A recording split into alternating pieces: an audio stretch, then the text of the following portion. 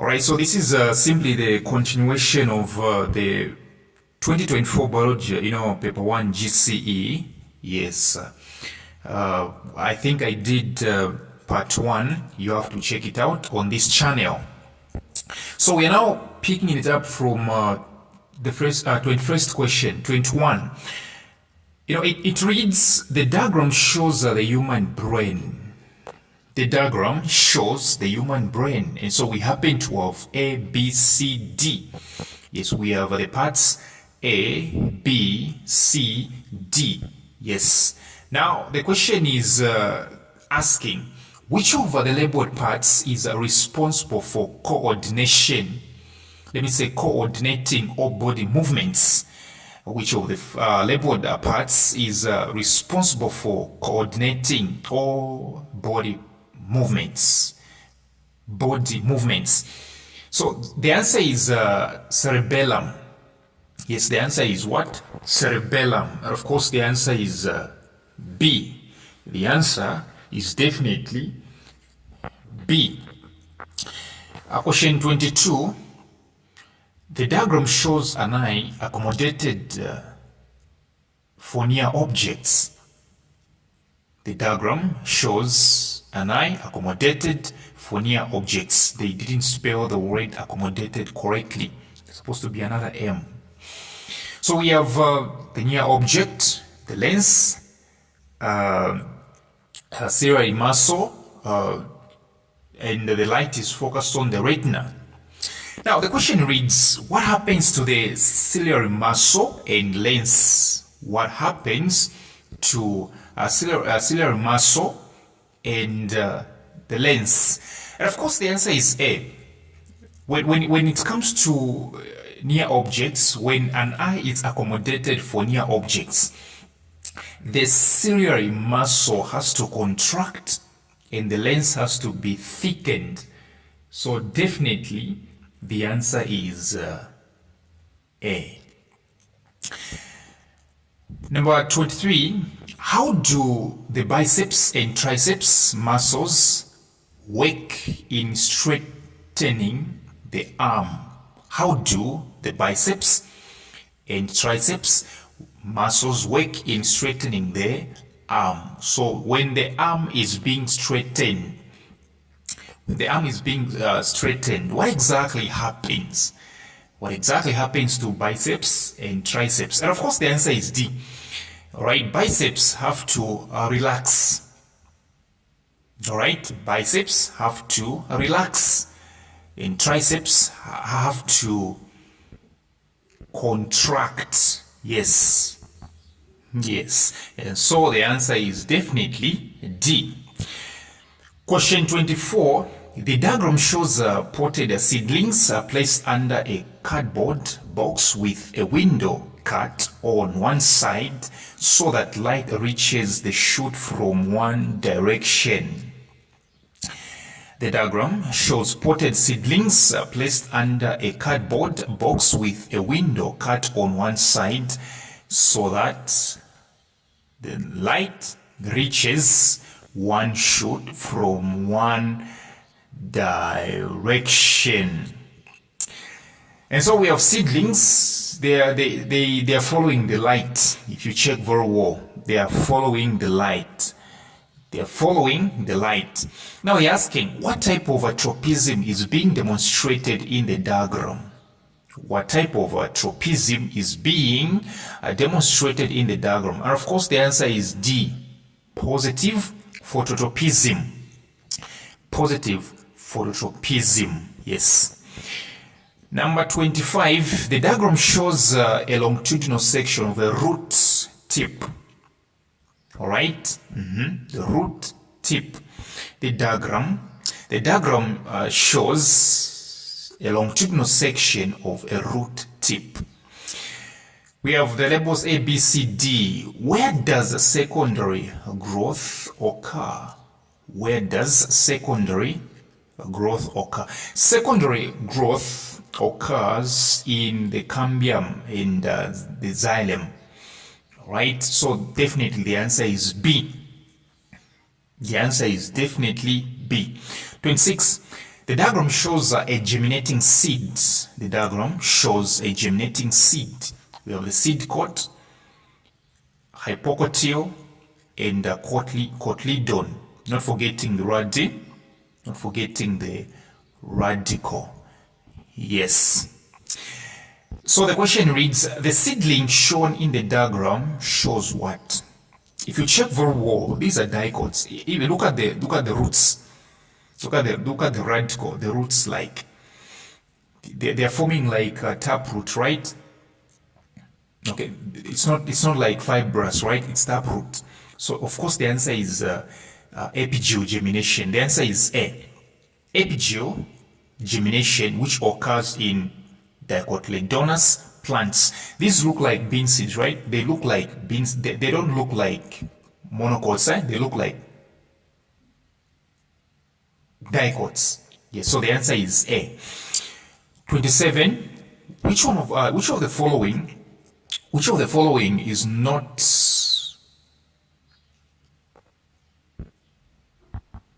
Let me repeat. Which of the following is not the importance of a fungi? Which of the following is not the importance of fungi? And of course, the answer is definitely A. Fungi do not do crop rotation. Fungi do not do crop rotation. They don't. The rest they do, but this one they don't. 28. The diagram shows one of the artificial vegetative reproduction methods. The diagram shows one of the artificial vegetative reproduction methods. So we have A becoming B, B becoming C. And you can see very well, they got A, they put it inside of B so that C can be formed. You see, right? They got A, they put it inside of B, and then together they made C. So the question reads, what method of artificial propagation is this? Is shown? What method of artificial propagation is shown? And of course the answer is grafting. Yes, grafting. For real, the answer is what? Grafting. You come from our substitutions, you learn more. 29. The diagram shows a section of an insect pollinated flower. The diagram shows a section of an insect pollinated flower. We do have the labels A, B, C, D. The question reads, which structure produces pollen grains? Which structure produces pollen grains? So pollen grains come from the anthers.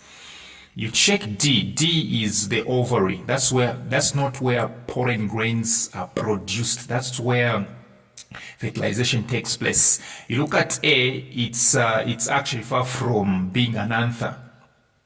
All right? It's actually far from being an anther. You look at B. B is filament. So the answer is C. Yes, the answer is C. The filament is C. 30. The diagram shows a method of a seed dispersal. The diagram shows a method of a seed dispersal. We have the remains of the style, valve of the pericarp, and seeds. They are being dispersed. Question: what type of a seed dispersal is demonstrated in the diagram? What type of a seed dispersal is demonstrated in the diagram? And of course, the answer is self. You can see seeds are coming out on their own, right? It's self-mechanism. The answer is B. 31. Which of the following statements is true about reproduction in frogs? Which of the following statements is true about reproduction in frogs? And of course, the answer is A. Yes, the answer must be A. External fertilization occurs. True. External fertilization occurs in frogs. Most frogs, you know what they do? They release eggs. All right, they release eggs so that sperm from the male frog can fall on them. They release eggs. So the answer is A. 32. Which part of the reproductive system in humans is cut and tied during vasectomy? Which part of the reproductive system in humans is cut and tied during vasectomy? And of course, the answer is vas differens, aka sperm duct. Yes, in case you didn't know, the other name for vas differens is sperm duct. So here the answer is B. 33. The following bar graph shows different numbers of learners and their blood groups in a grade 12 class. The following bar graph shows different numbers of learners and their blood groups in a grade 12 class. We can see the bars, right? A, B, O. What type of genetic variation is shown in the graph? All right, genetic variation. So when you see bars like that, the answer is discontinuous variation. But when you see a hue, it's continuous. A hue, continuous. Bars, discontinuous. Yes. 34. At which stage of cell division does replication of DNA occur?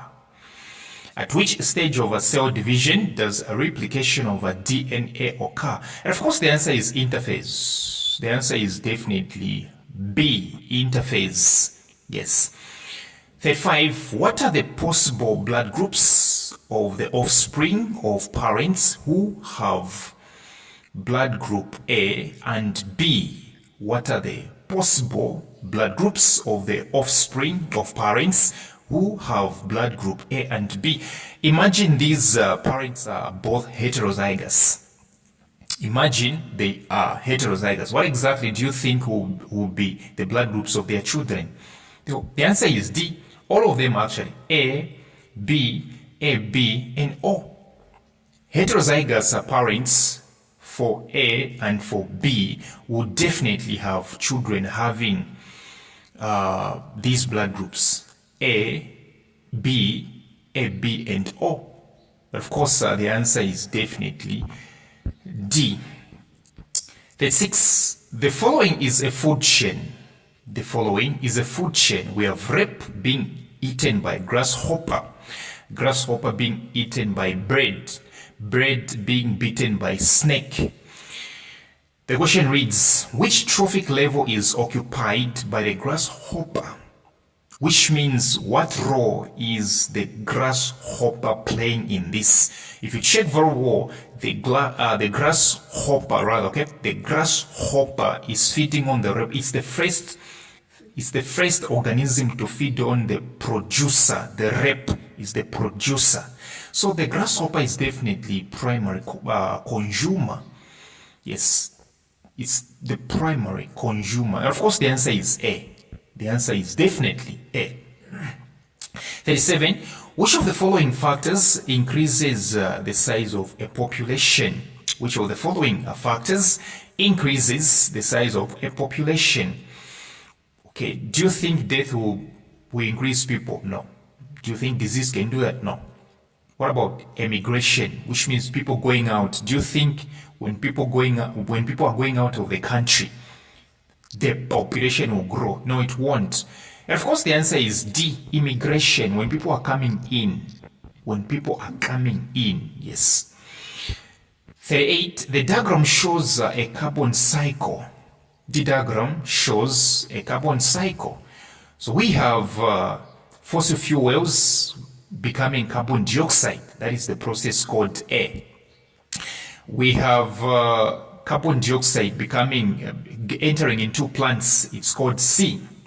We have plants, all right, carbon dioxide releasing plants, carbon dioxide being released by plants into the atmosphere. It's called D. It's known as D. And then we have plants becoming fossil fuels. It's B. Now they are saying which letter represents combustion, which letter represents burning or combustion.